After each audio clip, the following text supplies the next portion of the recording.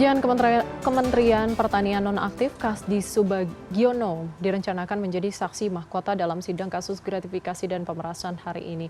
Kita tergabung dengan koresponden CNN Indonesia Teddy Zuhari yang berada di Pengadilan Tipikor Jakarta Pusat. Selamat siang Teddy, kasus TPPU dengan tersangka Syahrul Yassin Limpo ini masih terus bergulir. Ini bagaimana update-nya terkait kasus ini per hari ini, Teddy?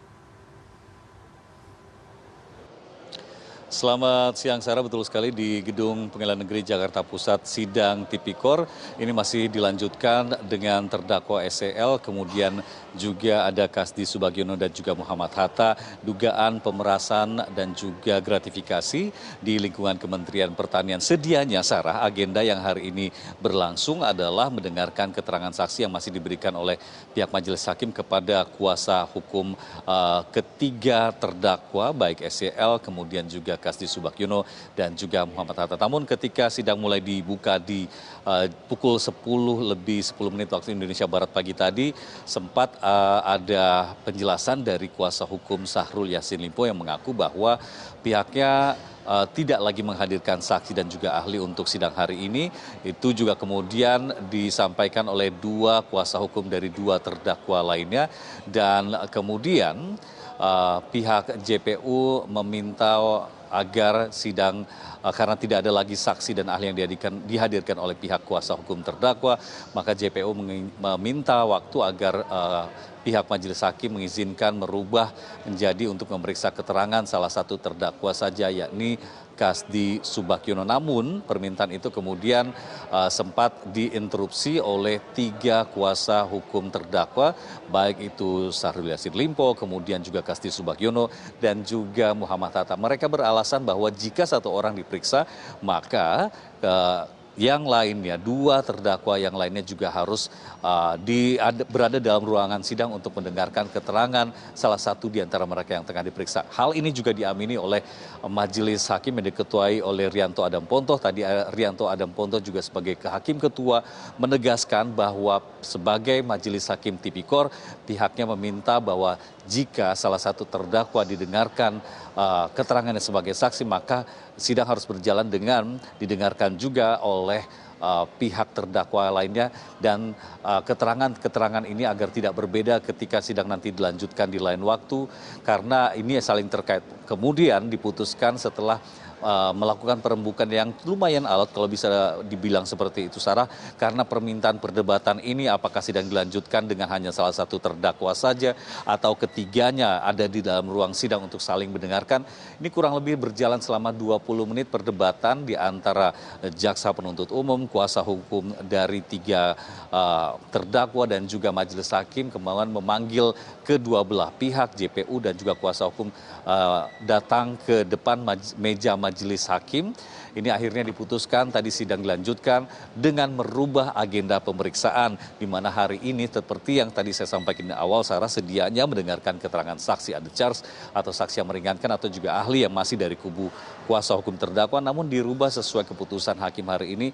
Sidang akhirnya diputuskan mendengarkan keterangan saksi mahkota. Seperti kita ketahui dalam sidang perkara pidana, saksi mahkota adalah saksi terdakwa yang kemudian memberikan kesaksian bagi para terdakwa lainnya, dan juga memang seharusnya terdakwa lain juga ada dalam ruang sidang untuk mendengarkan hal-hal apa saja yang menjadi keterangan salah satu orang yang kemudian duduk sebagai saksi mahkota. Nah, untuk hari ini diputuskan saksi mahkota yang pertama atau yang paling awal akan didengarkan keterangannya digali juga lebih rinci baik dari pihak hakim dan juga JPU. Ini yang didengarkan pertama adalah Kasdi Subagiono, dan tadi di awal-awal sidang saya memperhatikan ada penggalian informasi dari para majelis hakim, terutama Hakim Ketua Rianto Adam Pontoh yang bertanya secara lebih detail mengenai hubungan atau relasi antara Kasdi Subagiono bersama Syahrul Yassin Limpo ketika sudah mulai menjabat sebagai Menteri Pertanian. Dan tadi dijawab oleh Kasdi Subagiono, karena ini baru-baru saja di awal-awal sidang mulai berlangsung, masih hanya sedikit keterangan awal yang bisa saya cermati dalam ruang sidang. Tadi disebutkan oleh Kasdi Subagiono bahwa memang selama menjabat saat mulai menjabat sebagai Menteri Pertanian pernah ada arahan dari terdakwa Syahrul Yassin Limpo atau SYL ini kepada seluruh jajarannya di Kementerian Pertanian termasuk di ruang lingkup eselon 1 dan juga kesekjenan yang menyebutkan bahwa jika ada permintaan dari orang-orang di luar Kementan, apakah itu keluarga ataupun relasi yang mengaku mengenal sosok secara personil Syahrul Yassin Limpo, ini ada arahan secara lisan bahwa untuk menolak permintaan bantuan, terutama bantuan kerjasama untuk mendapatkan dana dari anggaran di Kementerian Pertanian.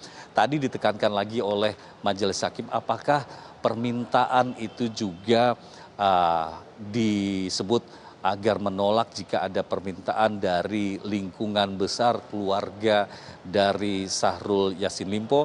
Tadi dijawab juga oleh Kasdi Subagiono bahwa memang selain secara lisan arahan ketika dalam rapat-rapat yang dilakukan atau dipimpin oleh Syahrul Yassin Limpo saat di awal-awal menjabat sebagai Menteri Pertanian, ada juga surat edaran yang diketahuinya, tapi surat edaran itu tidak ditempel di titik-titik tertentu di ruang-ruang di gedung Kementerian Pertanian, tapi hanya semacam surat edaran yang perlu diketahui jajaran petinggi di Kementerian Pertanian bahwa jika ada pihak-pihak yang mengatasnamakan Syahrul Yassin Limpo kemudian mengajukan proposal untuk melakukan kerjasama dan juga meminta bantuan keuangan, ini diharapkan untuk ditolak atau tidak dilayani.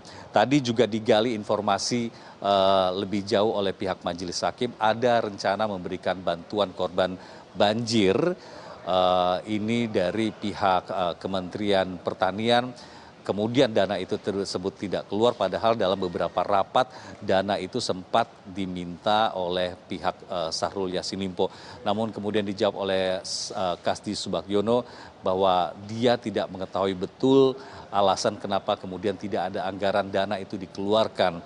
Tapi dia mengakui memang ada sempat dibahas di antara sekjen dan juga staf khusus dari Syahrul Yassin Limpo yang menyebut ada permintaan untuk menyiapkan anggaran 50 juta sebagai sumbangan atau bantuan atas nama Kementerian Pertanian untuk korban bencana banjir. Namun dana tersebut tidak sempat keluar atau tidak sempat tersalurkan, dan sampai saat ini Sarah, sidang masih tengah berjalan dan pihak Majelis Hakim masih mendalami informasi-informasi yang ingin digali dari salah satu terdakwa yang hari ini seperti yang sudah saya sampaikan di awal tadi bahwa agenda sidang dirubah jadi mendengarkan keterangan saksi mahkota. Seperti kita tahu bahwa saksi mahkota merupakan saksi yang merupakan terdakwa yang kemudian duduk sebagai saksi bagi para terdakwa lainnya. Tentu kita akan menunggu keterangan-keterangan apa saja yang menarik